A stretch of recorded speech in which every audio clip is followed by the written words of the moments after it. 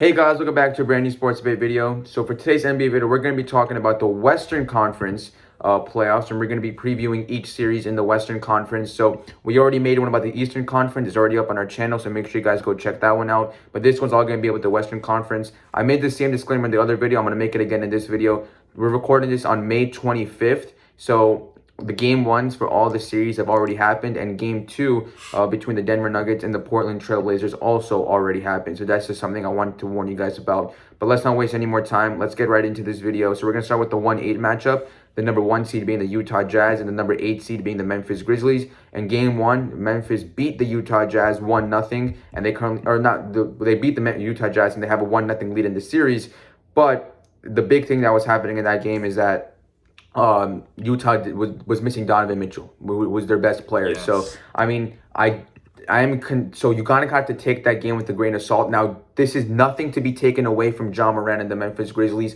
They had to beat the San Antonio Spurs. They had to beat the Golden State Warriors and Steph Curry, who many people considered an MVP. Dylan and I don't think so. You should guys check out the video as well. But many people considered Steph Curry to be the MVP, and they had to beat both those teams to even get to the playoffs. And now they beat the number 1 seed in game one to have a 1-0 lead. So you can't take nothing away from them. They're playing with a lot of confidence. They're playing very well. But I feel like once Donovan Mitchell comes back, you give them their best player. You have a top 2 defensive player of the year candidate in Rudy Gobert, and you have 2 Sixth Man of the Year award finalists, Jordan Clarkson and Joe Ingles. And Jordan Clarkson actually won the award. It got announced the other day. So, I mean, this team is just super deep. They have a lot of shooters.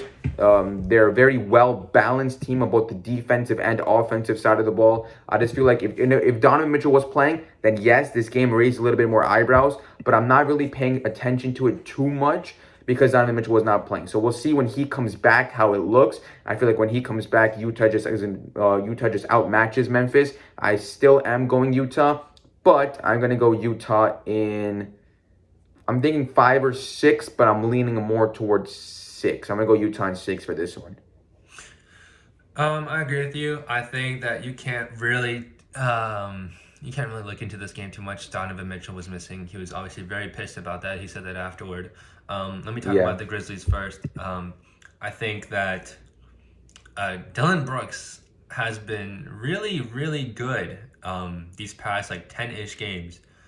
Playing defense especially, and today especially when shooting and on offense. He scored 31 points, which obviously I think is unsustainable for the playoff series. I wouldn't be surprised if he averages closer to 20. I also think that Jonas Valanciunas is going to play a little bit worse. I think Jaren Jackson Jr. is going to have a better game, though. I think he is going to bounce back after that pretty terrible game one. Ja Morant, that's typical Ja Morant numbers from them. Looking at the Jazz, obviously, Donovan Mitchell, I don't think he's their best player. I think Rudy Gobert is actually better than Donovan Mitchell, but Donovan Mitchell is definitely their second best player. I think him coming back is going to have a huge impact on the game. I think that the Jazz can close that in 5, especially with him back. I think Rudy Gobert is going to have a better defensive game. You got Joe Ingles, Jordan Clarkson, the Sixth Man of the Year, and Derek Favors, which are 3 very, very good bench players. So I see no problem for Utah. I'm going to take them in 5. It could go 6, but no further than that. I think the series is over. And moving on to the Los Angeles Clippers versus Dallas Mavericks. So I actually had the foresight before the series. If you'd asked me, I would have said Mavs in 7. I'm sticking with that. I do think,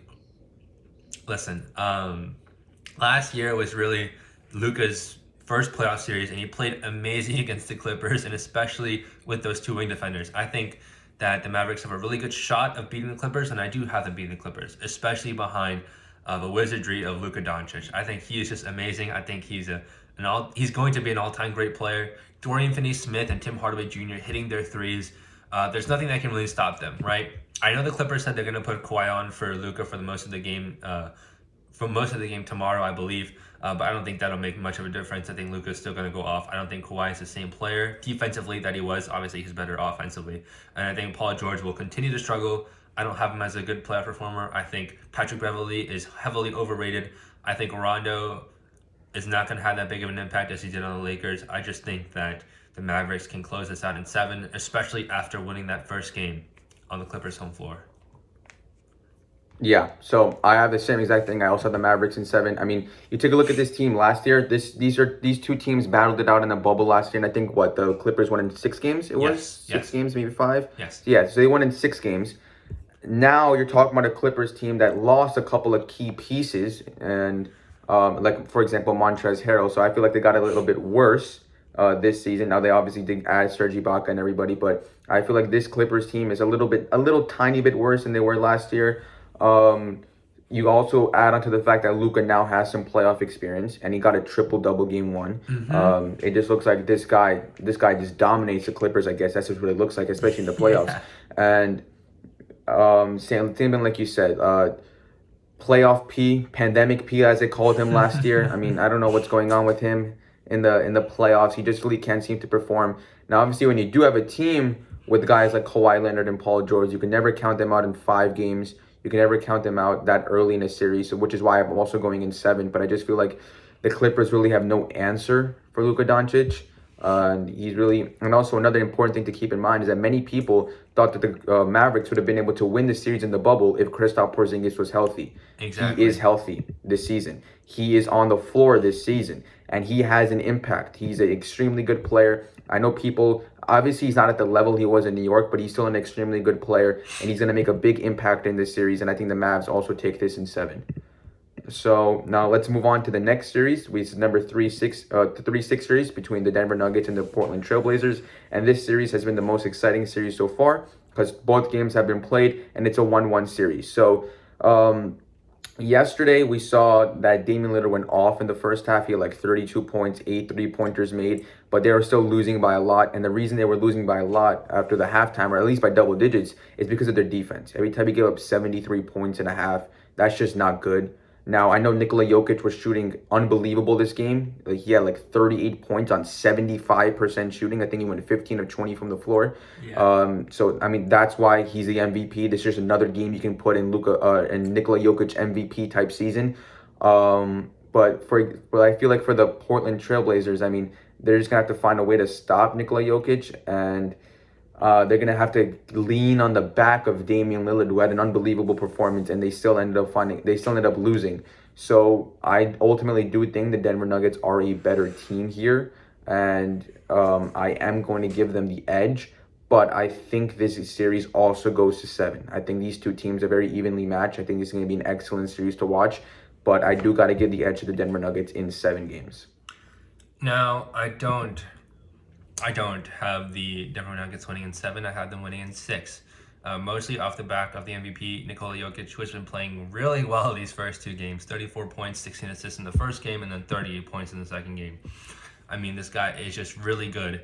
And I have to give props to Michael Porter Jr., who after Jamal Murray went down, he's been playing lights out. I mean, this guy's efficiency is just crazy. The numbers are crazy. His true shooting, his effective field goal percentage, all crazy. Now, like you said, Shivam, Damian Lillard had 32, 34 at the half, and he scored I don't know, some crazy amount in the last 4 minutes of the game, in the 4 minutes of the second quarter. Now, if they can't have a lead after Damian Lillard does that, they cannot win at all. Because I think, first, Nikola Jokic and Michael Porter Jr. are better than the duo of Damian Lillard and CJ McCollum, obviously, mostly because Jokic is great. They're individually better than their counterpart.